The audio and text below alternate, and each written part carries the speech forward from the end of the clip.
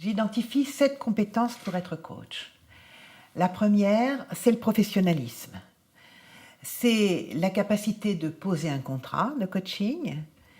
C'est la capacité de respecter la déontologie du coach. Ça demande beaucoup d'entraînement, ça demande une formation et ça demande de la supervision. La deuxième compétence, c'est l'alignement. C'est la capacité de l'être humain à unifier ses différentes dimensions. Corps, émotion, mental, esprit. Sortir des clivages et aussi avoir une certaine connaissance de soi.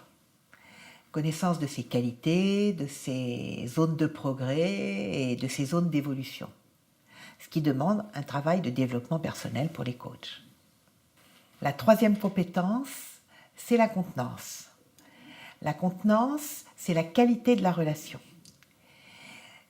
Le client a besoin de se sentir en confiance. Donc, a besoin de se sentir accueilli, écouté, compris. Compris, c'est pris avec.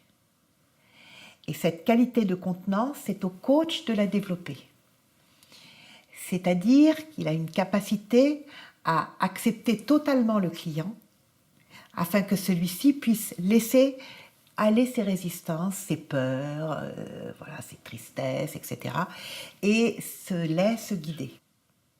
La quatrième compétence, c'est la capacité de poser un processus d'accompagnement. Le client, il a une demande, c'est l'objectif. Derrière, il y a un certain nombre de problématiques qui ne permettent pas de résoudre tout seul ces objectifs. Donc, le coach va travailler sans arrêt entre les objectifs et les zones de non-changement, qui peuvent être les peurs, qui peuvent être une forme d'illégitimité, qui peuvent être une non-confiance en soi. Donc, il va sans arrêt poser sa stratégie d'intervention en jonglant entre ces deux dimensions-là. La cinquième compétence, c'est la capacité d'innovation. Pour pouvoir mettre en place un processus d'accompagnement, le coach va utiliser une palette d'outils, en particulier son intuition.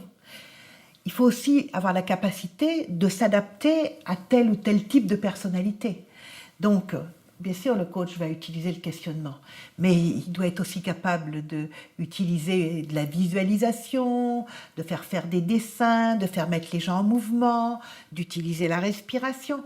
Voilà, une capacité d'intuition sur lequel va se développer un certain nombre d'outils qu'il va utiliser au fur et à mesure de ses séances. La sixième compétence est la capacité de transformation de l'état intérieur du client. L'écoute, la compréhension, c'est la base, en effet, du travail, mais ça ne suffit pas. Une séance dans laquelle il n'y a pas le switch qui fait que le client va changer une attitude, libérer une émotion, ce n'est pas une séance de coaching. Donc, je dirais que le client est maître de sa transformation, mais le travail du coach, c'est de le lui permettre. La septième compétence, c'est d'avoir la capacité d'être orienté vers des résultats. Un coaching, c'est complètement opérationnel. Chaque séance se termine par un plan d'action. Des objectifs, en effet, c'est concret, ça se voit sur le terrain.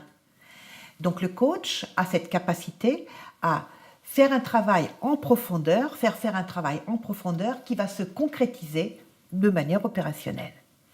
En conclusion, je dirais que sur ces 7 compétences, que sont le professionnalisme, l'alignement, la contenance, la capacité de mettre en place un processus d'accompagnement, la capacité d'innovation, la capacité en effet de transformation, et puis cette dimension orientée résultat, eh bien le coach, lui, est maître des processus et seul le client est responsable de ces résultats. Voilà.